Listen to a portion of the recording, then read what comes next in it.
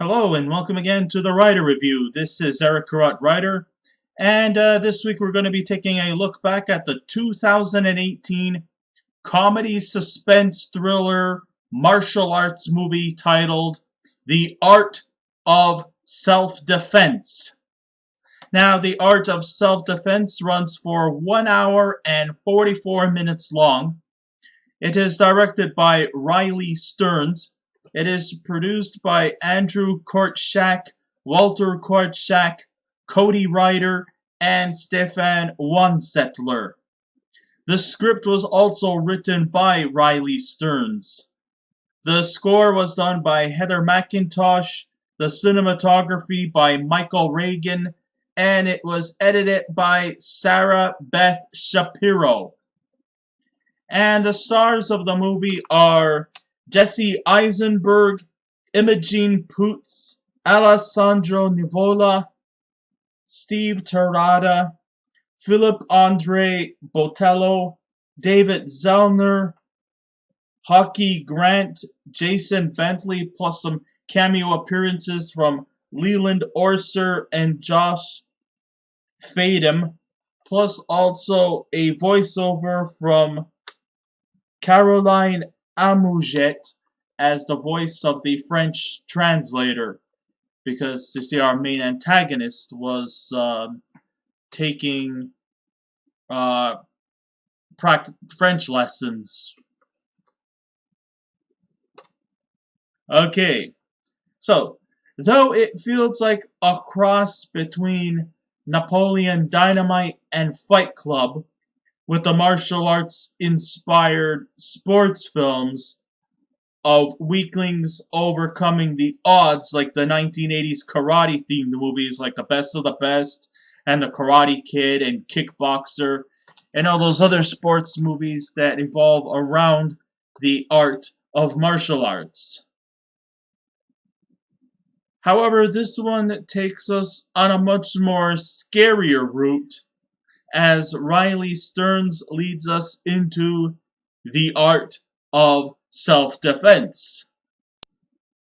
Offbeat in its delivery, it offers no remorse in keeping its mission to demolish the effects of toxic masculinity by keeping the movie stylish and letting the scenes high in intensity and making the humor dark.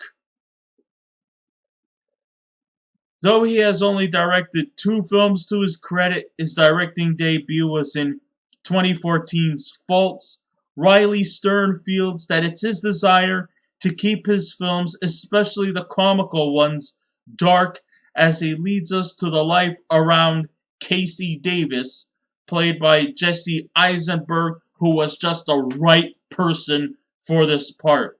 He is an inferior outsider in a world where the humble have no place in the societal norms. He, of course, works as an accountant, and he is definitely not exactly fully accepted by his colleagues in the place because he is just so nebbish. He is a soft-spoken individual, and he just definitely has no backbone in his demeanor. And of course, he's pretty much bullied around by the other colleagues because of his weak personification. After getting roughed up by a motorcycle gang, when he, decided to go out and shop for food for his dog, and then next thing you know, he gets the shit beaten out of him by this motorcycle gang. He decides to take it upon himself to become a super strong individual, prepared to take on the things that he's afraid of most. Tired of being pushed around, at first he decides to go out and buy some firearms to defend himself, but then he stumbles upon a dojo run by the mysterious Sensei, played by Alessandro Nivola.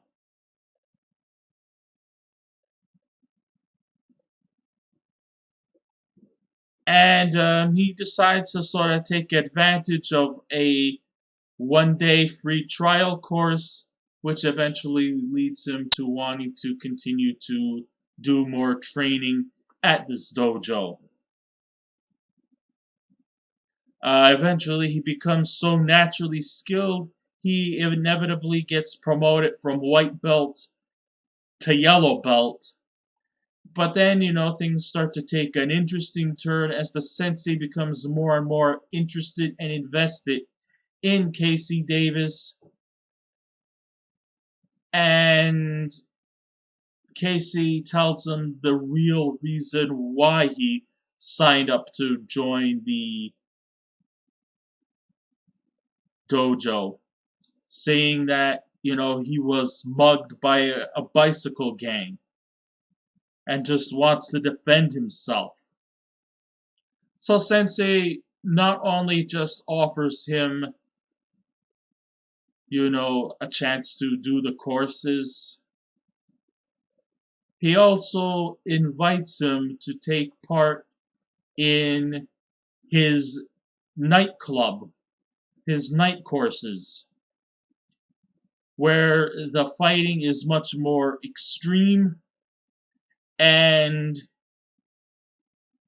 more brutal in its teachings.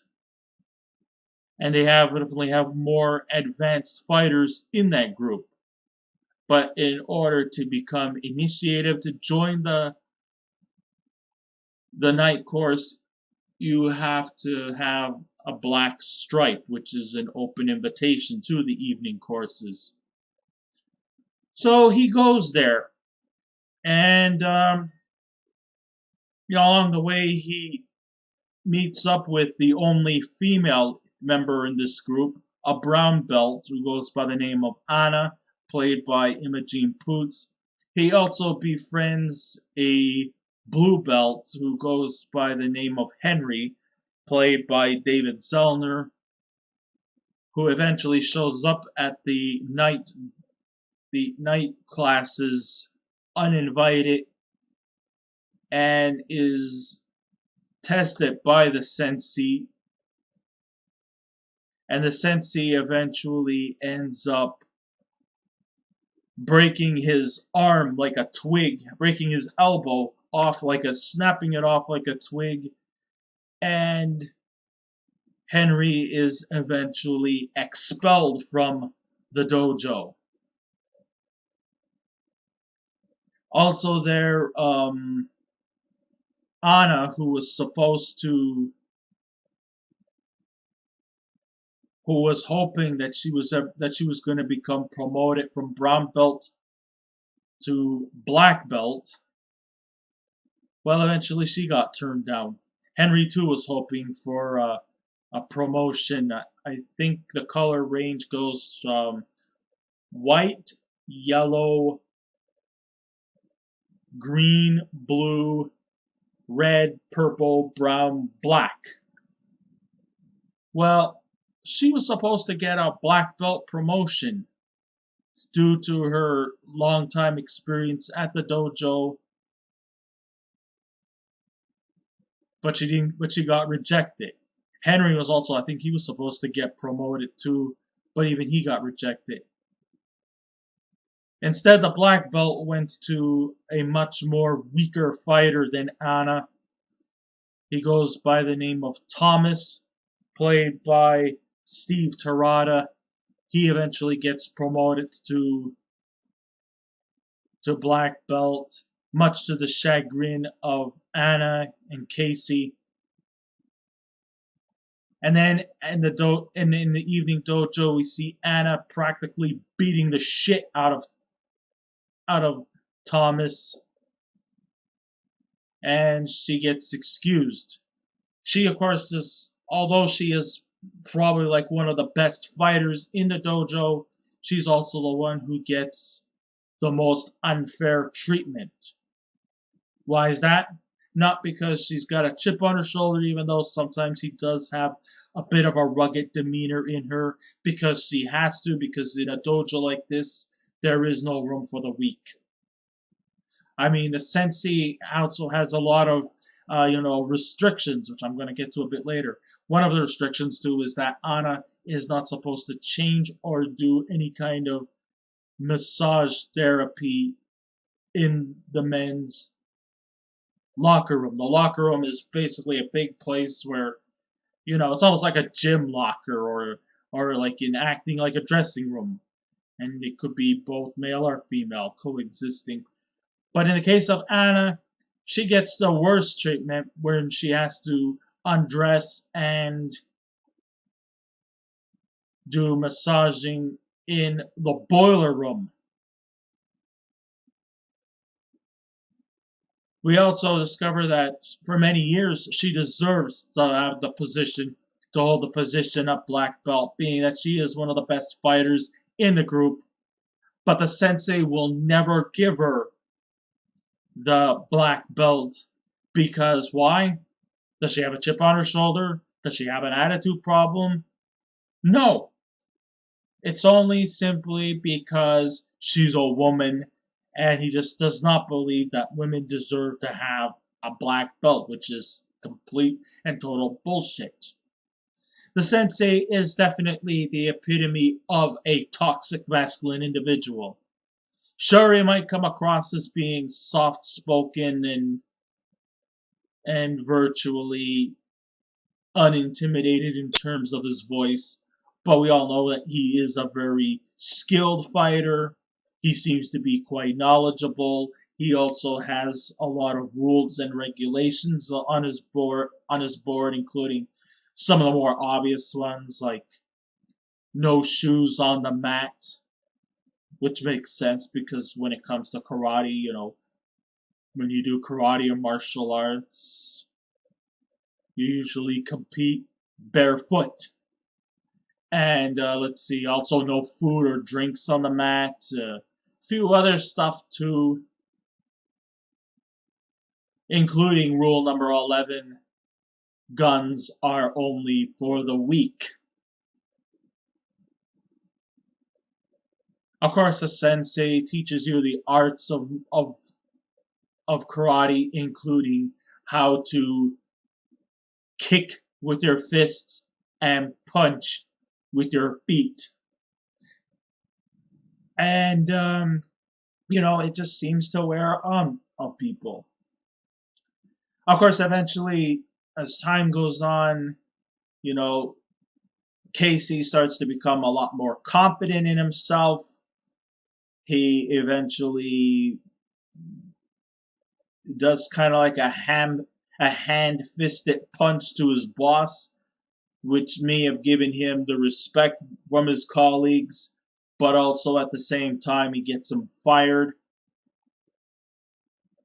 He also has laid out some strict laws against his dog, saying that he was no longer going to pet him, and that he was going to be a lot less compassionate to him, which is kind of a bit of a sad thing because, let's face it, the dog is adorable. But the sensei doesn't just teach him about the art of karate, but also the art of becoming a much more confident, strong individual. Not just through karate, but just through general ways of life. Like, for example, he also encourages him to take part in interest in other genres of music that Casey likes. You see, Casey tells him his favorite kind of music is adult contemporary. But the sensei says, no way. Take and listen to heavy metal instead. Any other interests and hobbies? Casey would say something like, I'm taking French courses. The sensei is like, French are for wimps.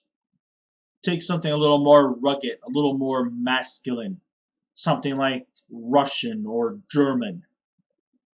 That is real masculine if you try to learn to take these courses in languages. It's good to be well cultured, but try learning German or Russian.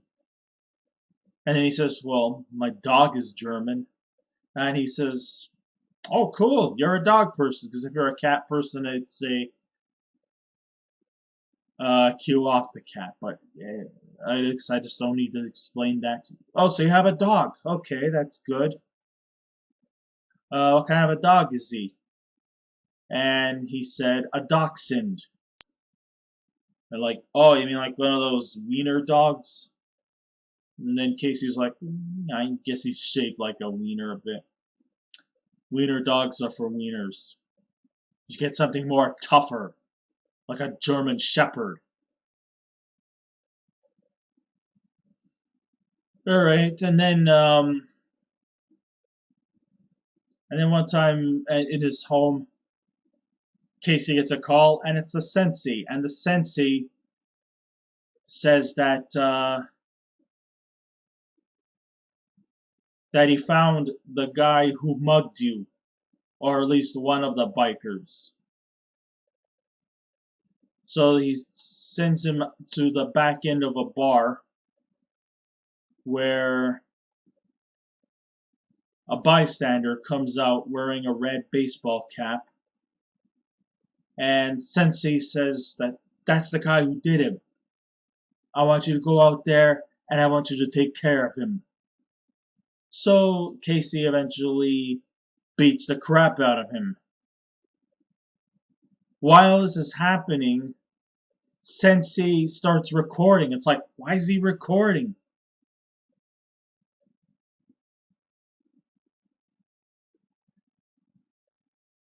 But he never really gets a clear answer. Casey, now unemployed, eventually takes a job as the sensei's accountant. And then we start to also reveal more and more dark stuff about him, that he's not actually out to help Casey, he's out to actually hurt him.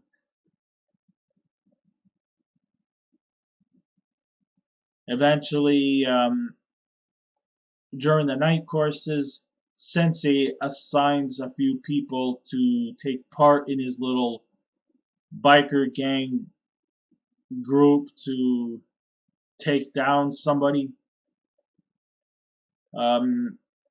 Casey eventually gets to be one of the chosen ones. He goes into his bike and he teams up with Anna. He eventually accidentally bludgeons a man to death, only to turn out that he was an undercover cop. But due to an accident, I guess there was no arrests made on him.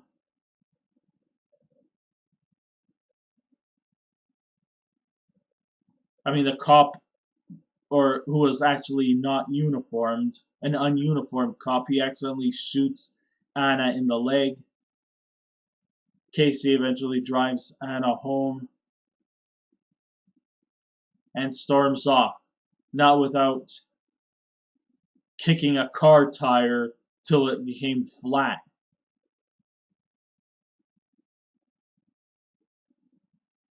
When he gets home,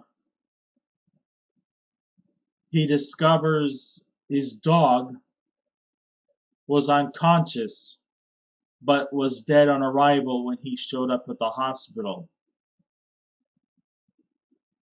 Casey storms into Sensei's office and starts saying that it was you who killed my dog. But Sensei denies that he actually killed the dog. When he shows up at his home, the dachshund, is now replaced with a German Shepherd.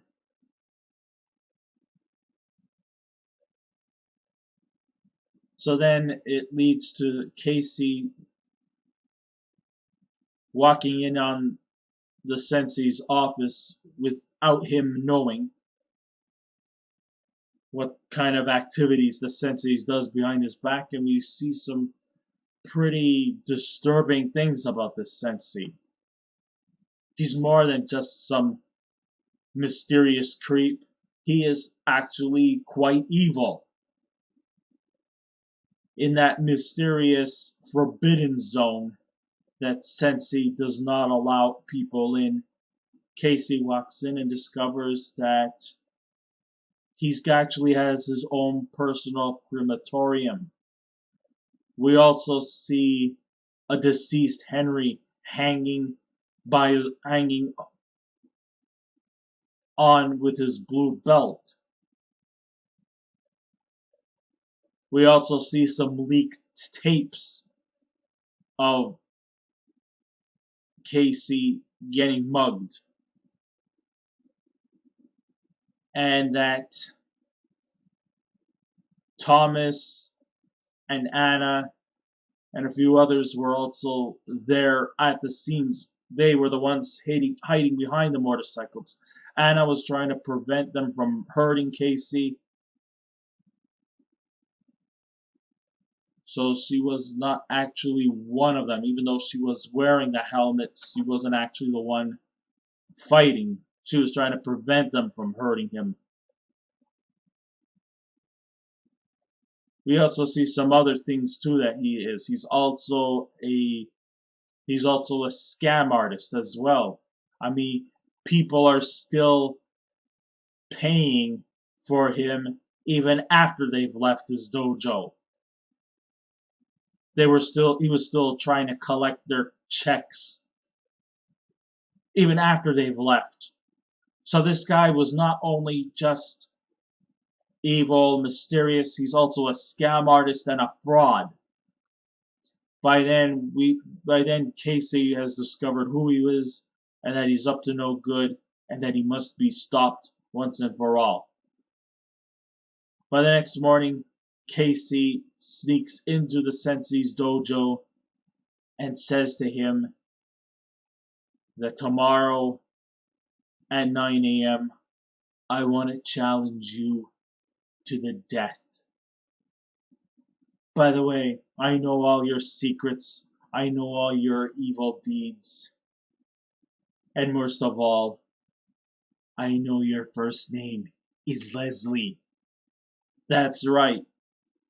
You used to think that Casey is such an effeminate name, but your name is Leslie. Well, not in that kind of way. Of course, this angers him. So then he says, I want to challenge you to a duel. But it's not just to beat you down. I actually want to kill you. A fight to the death. Sensei, or Leslie, decides you're on. But just want to let you know something. I'm a lot better of a fighter than you are. And I'm not going to go down that easily. So then the next day, they get into their martial arts gear.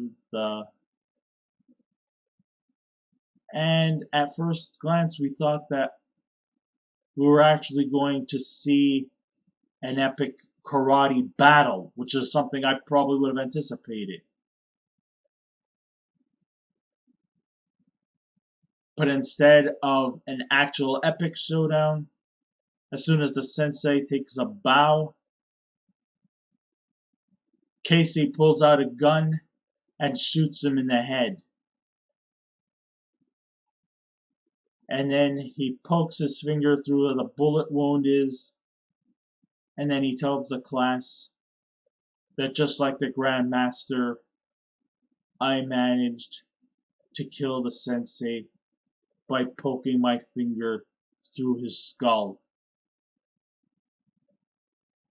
And then when it came to promoting the black belt, he gave Anna the black belt and she was promoted as the new sensei, stating that there's going to be a new set of rules and that compassionate competitiveness is going to be tolerated and ruthless aggression will not be tolerated.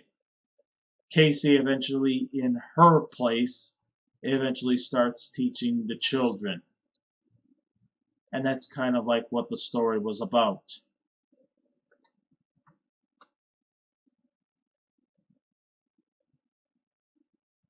I mean, just face it.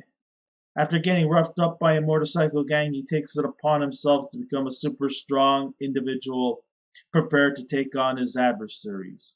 All this over him just wanting to buy food for his starving pet. Casey finds his calling after passing by a karate class, as he believes this will lead him to become a better person and a confident fighter. Before choosing martial arts, Casey takes the easier path by buying a gun, but then decides karate might be the better option. He gets an open invitation by the mysterious Zen seeming sensei, played by Alessandro Nivola, who lures the young man into his world while he believes that guns are for losers. Casey seems infatuated by winning belts as people getting better from advanced levels and doesn't mind being taken down to be backup approach, which has been the initiatives drawn on by combat themed disciplines going as far as the beginning of time.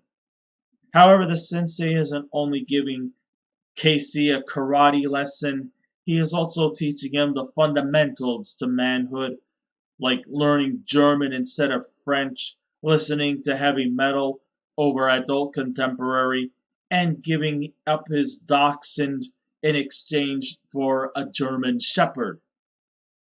Casey takes it in the don't ask why, but ask how high approach. Get the fuck out of here, you stupid fly. Things take a very dark path once Casey knows about the sensei's night classes that are sworn to secrecy, what this dojo really is about, and there's something really quite evil lurking in that place. This is where our hero starts to get second thoughts about himself and what he's gotten himself into.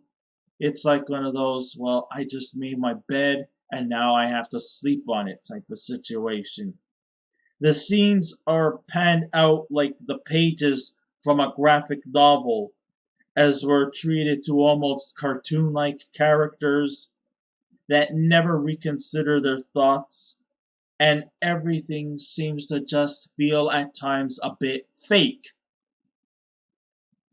Unlike the iconic 1980s franchise The Karate Kid, this film gives a more comic book setting that takes itself way too seriously, though we can't because the scenery looks way too surreal and the outcome is very hyperbolic. Also, the way how they often treat martial arts and karate, making it seem like it's the most toxic sport in the world, maybe even more toxic than basketball, football, or baseball, or any other type of contact sport, which is totally not true. In fact, martial arts isn't just about physical, ruthless aggression. Like you're not gonna use your karate skills just so that you can step up to the front of the line to go into a movie theater. You're not just gonna just kick somebody in the head just because you want to step up ahead of them in the theater or something like that, or going to a supermarket and you're like behind three or four people and you decide you just want to karate chop them in the gut just so no, martial arts is not even supposed to be used for vanity or for just getting what you want. It's supposed to be used only to defend yourself when you are in grave danger and should only be used in the mojo and also for tournaments, not just you not just just to impress a person. It is not about vanity. It's not about, I got martial arts skills and I'm gonna prove it by doing a karate kick to your head. and I'll just do it to you because it makes me feel good. No, it's not about that. Karate is about keeping it to yourself, and yet you shouldn't be using it in vain.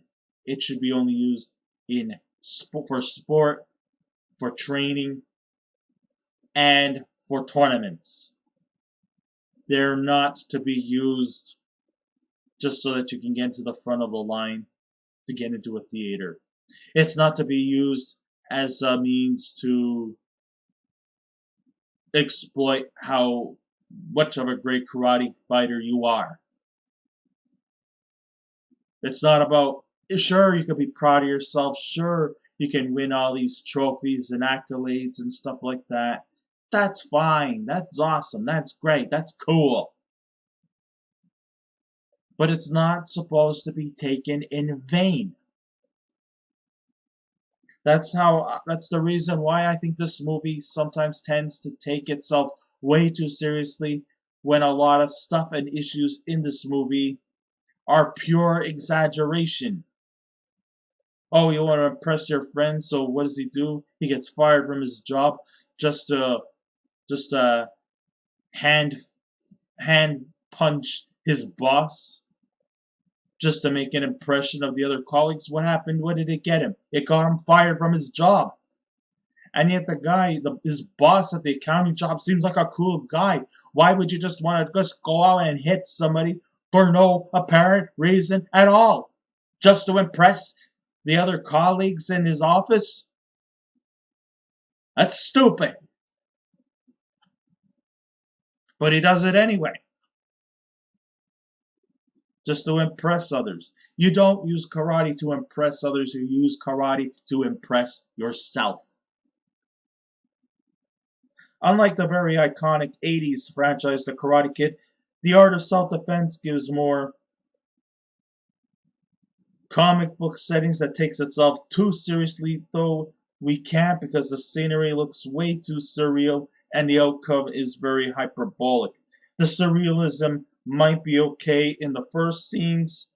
Unfortunately, this wears off and becomes tiring once the movie comes to the climax. I mean, let's face it, that's one of the biggest weaknesses in this movie, and that's what drops this movie down quite a bit. I mean, there's still plenty to like about The Art of Self-Defense. It's got its combination of sport, comedy, drama, suspense, thriller, you name it. It's got them all. And there's plenty to like about that. Being that there's never a boring moment, the interesting premise, and the potential to be a cult classic. But sadly, it falls back once Stearns decides to make the issues all the more exaggerated. That's where the big problem is with this movie. And that's why it's still quite inferior to the Karate Kid movies, especially Karate Kid Parts 1 and 2. I know it gets kind of a bit weakened with Karate Kid 3, and then it just jumps the shark by the time you get to the fourth installment, which is the next Karate Kid. But still, you know, it's a good movie. I mean, it's not a bad movie. It's got some flaws into it, like I've mentioned before, about how they treat karate as being toxic, when really it shouldn't. It's supposed to be a sport, it's supposed to be fun. It's not supposed to be a vanity project to go around hitting people just so that you can get your own way. Because that's not a true martial artist.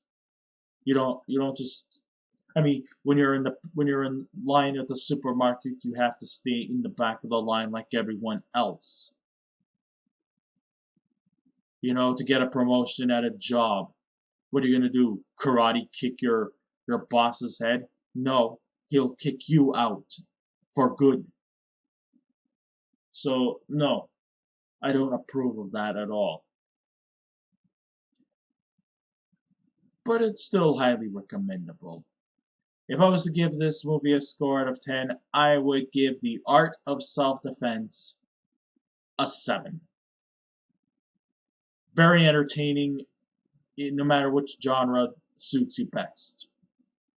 So I guess that ends my writer review. Thank you all for listening in. If you wish to subscribe to my YouTube channel, please feel free to do so. If you wish to leave a comment, go right ahead. But just remember the 3 simple rules. Be kind, be courteous, and please refrain from any rude comments. And I will be back again with another movie review. So until next time, this is Eric Cartwriter saying, keep watching those movies, and I'll see you around. Goodbye.